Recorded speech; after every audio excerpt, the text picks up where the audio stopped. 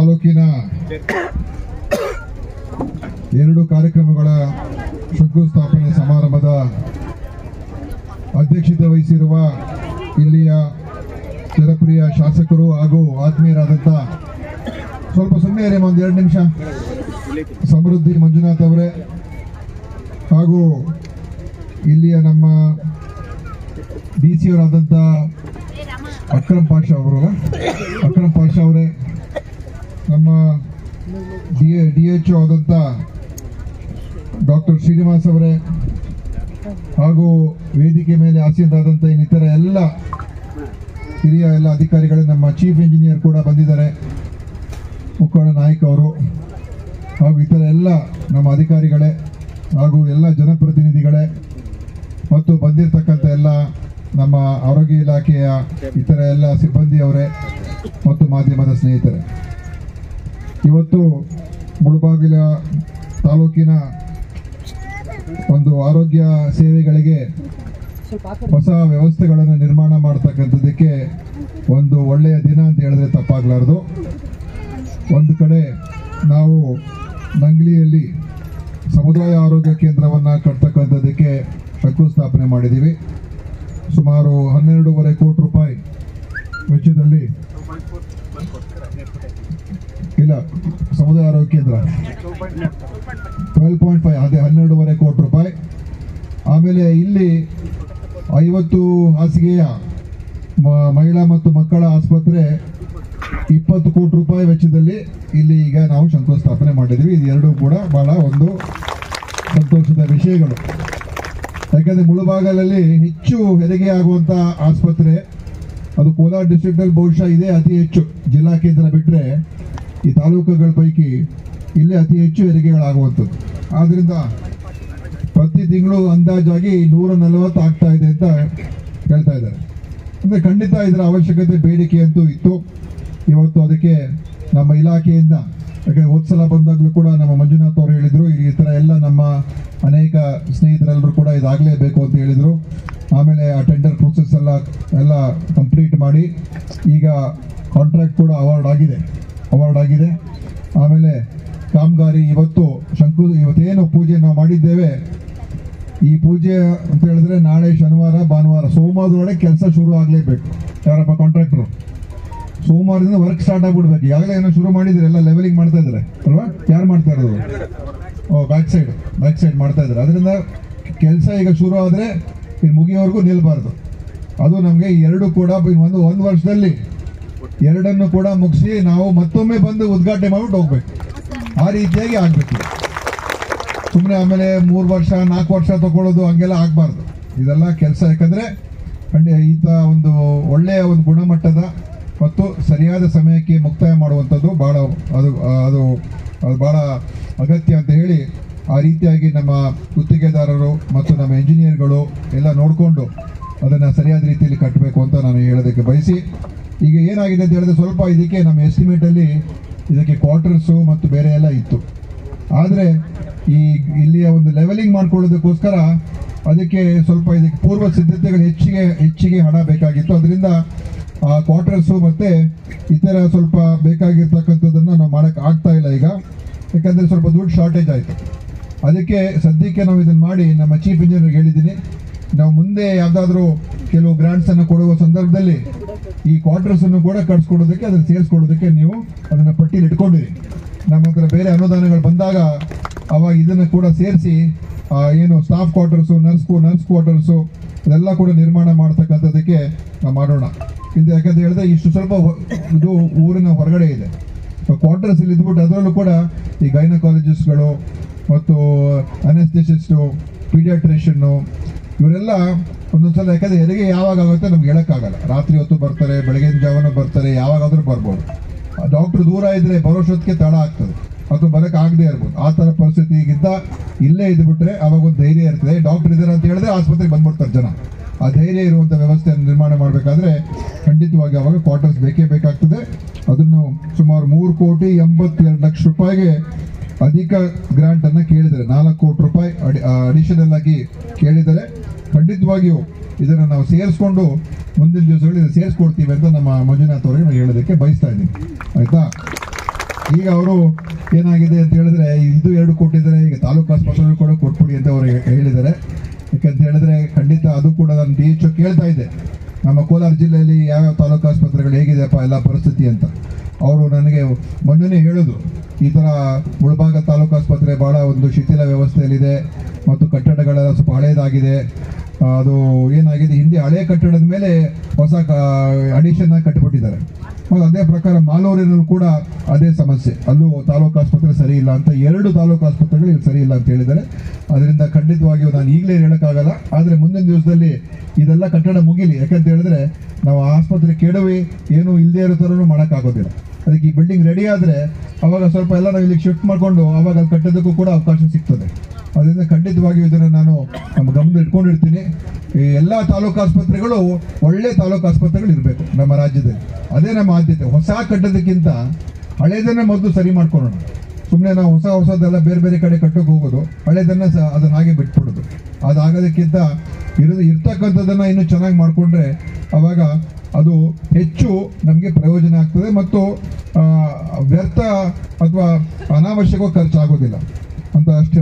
ಈ 2 ವಿಷಯಗಳನ್ನು ಹೇಳಿ ಇನ್ನೊಂದು ಇವತ್ತು ಭಾಳ ನನಗೆ ಸಂತೋಷ ಏನಂತ ಹೇಳಿದ್ರೆ, ಇಲ್ಲಿ ನಾವು ಈ ಗೃಹ ಆರೋಗ್ಯವನ್ನು ನಾವು ಈಗ ಶುರು ಮಾಡಿದ್ದೇವೆ. ಅದು ಕೋಲಾರ ಜಿಲ್ಲೆಯಲ್ಲೇ ಪ್ರಾರಂಭ ಮಾಡಿದ್ದೀವಿ. ಕೋಲಾರ ಜಿಲ್ಲೆಯಲ್ಲೇ ಪ್ರಾರಂಭ ಮಾಡಿ ನಮ್ಮ ಉದ್ದೇಶ ಏನಂತ ಹೇಳಿದ್ರೆ, ಇಡೀ ಇದು ಜನವರಿ ತಿಂಗಳಿಂದ ಎಲ್ಲ ಜಿಲ್ಲೆಗಳು ಕೂಡ ಪ್ರಾರಂಭ ಆಗ್ತಾ ಇದೆ. ಏನು ಉದ್ದೇಶ ಅಂತ ಹೇಳಿದ್ರೆ, ಪ್ರತಿಯೊಂದು ಮನೆಗೆ ನಮ್ಮ ಸಿಬ್ಬಂದಿಯವರು, ನಮ್ಮ CHOಗಳು, ನಮ್ಮ ಆಶಾ ಕಾರ್ಯಕರ್ತರು ಎಲ್ಲರೂ ಕೂಡ HIOಗಳೆಲ್ಲ ಭೇಟಿ ಕೊಟ್ಟು ಅಲ್ಲಿ ತಪಾಸಣೆ ಮಾಡಿಸಿ, ಯಾರಿಗೆ ಶುಗರ್ ಸಮಸ್ಯೆ ಇದೆ, ಯಾರಿಗೆ ಬ್ಲಡ್ ಪ್ರೆಷರ್ ಇದೆ ಮತ್ತು ಕೆಲವು ಇನ್ನೂ ಬೇರೆ ಬೇರೆ ವಿಷಯಗಳನ್ನು ಸೇರಿಸಿದ್ದೇವೆ. ಕೆಲವರಿಗೆ ಈ ಸ್ತನ ಕ್ಯಾನ್ಸರ್ ಅಂದರೆ ಬ್ರೆಸ್ಟ್ ಕ್ಯಾನ್ಸರು ಮತ್ತು ಗರ್ಭಕಂಠದ ಕ್ಯಾನ್ಸರು, ಅದನ್ನೆಲ್ಲ ಒಂದು ಓರಲ್ ಆಗಿ ಇನ್ಸ್ಪೆಕ್ಷನ್ ಮಾಡಿಕೊಂಡು ಅದರ ಬಗ್ಗೆ ನಮಗೆ ಮಾಹಿತಿಯನ್ನು ಕೊಡೋದು ಕೂಡ ಅದನ್ನು ಹೇಳಿದ್ದೀವಿ. ಮತ್ತು ಮಾನಸಿಕ ರೋಗಗಳು, ಈಗಿನ ಕಾಲದಲ್ಲಿ ಮಾನಸಿಕ ರೋಗಗಳು ಕೂಡ ಹೆಚ್ಚಿದೆ ಮತ್ತು ಅನೇಕ ಜನರು ಗೊತ್ತೇ ಇರೋದಿಲ್ಲ. ಅದಕ್ಕೆ ಅನೇಕ ಔಷಧಿಗಳು ಕೂಡ ಇದೆ, ಅದನ್ನು ಕೊಟ್ಟರೆ ಸರಿಯಾಗಿರ್ತಾರೆ. ಈಗ ಫಿಟ್ಸ್ ಬರುವಂಥದ್ದು ಇರ್ಬೋದು, ಅಥವಾ ಅವ್ರಿಗೊಂದು ರೀತಿ ಒಂದು ಖಿನ್ನತೆಗೆ ಡಿಪ್ರೆಷನ್ಗೆ ಒಳಗಾಗುವಂಥದ್ದು ಇರ್ಬೋದು, ಅಂಥವ್ರಿಗೆ ಔಷಧಿಗಳು ಕೊಟ್ಟರೆ ಅದನ್ನು ಹೊರಗೆ ಬರೋದಕ್ಕೂ ಸಾಧ್ಯ ಆಗ್ತದೆ, ಆ ಖಿನ್ನತೆಯಿಂದ ಹೊರಗೆ ಬರೋದಕ್ಕೆ ಸಾಧ್ಯ ಆಗ್ತದೆ. ಅದನ್ನು ಕೂಡ ಗುರುತಿಸಿ ಅಂತ ಹೇಳಿದ್ದೀವಿ. ಅದರ ಪ್ರಕಾರ ಈಗಾಗಲೇ ಕೋಲಾರ್ನಲ್ಲಿ ಈಗ 1 ತಿಂಗಳಲ್ಲಿ ಸುಮಾರು ಜನರನ್ನು ಐಡೆಂಟಿಫೈ ಮಾಡಿದ್ದಾರೆ. ಮತ್ತು ಈಗ ಇದರಲ್ಲಿ ಏನಂತ ಹೇಳಿದ್ರೆ, ನಾವು ಅವ್ರನ್ನ ಗುರುತಿಸಿದ ನಂತರ ಅವರಿಗೆ BP ಶುಗರ್ ಇದೆ ಅಂತ ಗೊತ್ತಾದ ಮೇಲೆ ಅವ್ರಿಗೆ ಆ ತಿಂಗಳಿಗೆ ಬೇಕಾಗಿರುವಂಥ ಔಷಧಿಗಳನ್ನು ಅವ್ರಿಗೆ ಮುಟ್ಟಿಸುವಂಥ ರೀತಿಯಲ್ಲಿ ಮಾಡ್ತಕ್ಕಂಥ, ಉಚಿತವಾಗಿ ಮನೆಗಳಿಗೆ ಮುಟ್ಟಿಸುವಂಥ ರೀತಿಯಲ್ಲಿ ಮಾಡ್ತಕ್ಕಂಥ ಕಾರ್ಯಕ್ರಮ. ಇದು ದೊಡ್ಡ ಇದು ಸುಲಭವಾದ ಕಾರ್ಯಕ್ರಮ ಅಲ್ಲ. ಯಾಕೆಂದ್ರೆ ಒಂದ್ಸಲ ಚೆಕ್ ಮಾಡಿ ಹೇಳ್ಬಿಡ್ಬೋದು, ನಿಮಗೆ ಶುಗರ್ ಇದೆ, BP ಇದೆ ಹೇಳ್ಬಿಟ್ಟು ಕಳಿಸ್ಬಿಡ್ಬೋದು. ಆದರೆ ನಮ್ಮ ಉದ್ದೇಶ ಅಷ್ಟೊಂದೇ ಅಲ್ಲ, ತಿಳ್ಕೊಂಡ ನಂತರ ಅವ್ರಿಗೆ ಔಷಧಿಗಳು ತಗೋಬೇಕು. ಯಾಕೆ ಅಂತ ಹೇಳಿದ್ರೆ ಅನೇಕ ರೋಗಗಳು ಬರ್ತಾ ಇರುವಂಥದ್ದು, ಅದು ನಮ್ಮ ಕಿಡ್ನಿ ಸಮಸ್ಯೆ ಇರ್ಬೋದು, ನಮ್ಮ ಹಾರ್ಟ್ ಅಟ್ಯಾಕ್ ಆಗ್ತಾ ಇರುವಂಥ ಸಮಸ್ಯೆ ಇರ್ಬೋದು, ಸ್ಟ್ರೋಕ್ ಪಾರ್ಶ್ವವಾಯು ಆಗುವಂಥ ಸಮಸ್ಯೆ ಇರ್ಬೋದು, ಕ್ಯಾನ್ಸರ್ಗಳು ಎಲ್ಲ ಬರ್ತಾ ಇರುವಂಥ ಮೂಲ ಕಾರಣ ನಿಮಗೆ ಶುಗರು ಮತ್ತು BP ಕಂಟ್ರೋಲ್ ಮಾಡದೆ ಹೋದರೆ ಅದು ಬರುವಂಥದ್ದು. ಅದನ್ನು ಕಂಟ್ರೋಲ್ ಇಟ್ಕೊಂಡ್ರೆ ನಾವು ಅನೇಕ ರೋಗಗಳನ್ನು ನಾವು ತಡೆ ಹಿಡಿಯೋದಕ್ಕೆ ಸಾಧ್ಯ ಆಗ್ತದೆ, ಅದು ಬರದೇ ಇರೋ ಥರ ನೋಡ್ಕೊಳ್ಳೋಕೆ ಸಾಧ್ಯ ಆಗ್ತದೆ. ಈಗ ಅನೇಕ ಜನರಿಗೆ ಗೊತ್ತೇ ಇರೋದಿಲ್ಲ ಅವ್ರಿಗೆ BP ಶುಗರ್ ಇದೆ ಅಂತ, ಅವ್ರು ಟೆಸ್ಟೇ ಮಾಡಿಸ್ಕೊಳ್ಳೋದಿಲ್ಲ. ಯಾಕಂದ್ರೆ ಯಾರಿಗೆ ಟೆಸ್ಟ್ ಮಾಡ್ಕೊಳ್ಳೋಕೆ ಇಷ್ಟ, ಯಾಕಪ್ಪ ಟೆಸ್ಟ್ ಮಾಡ್ಕೋಬೇಕು ನಮ್ಗೆ ಗೊತ್ತಾಗೋದೇ ಬೇಡ ಅಂತ ಜನರಿಗೆ. ಸುಮ್ಮನೆ ನಮ್ಮ ನಾವು ನೆಮ್ಮದಿಯಿಂದ ಇದ್ಬಿಡೋಣ, ಯಾಕಂದರೆ ಗೊತ್ತಾಗ್ಬಿಟ್ರೆ ಸುಮ್ಮನೆ ಇನ್ನೊಂದು ಟೆನ್ಷನ್ ಅಂತ.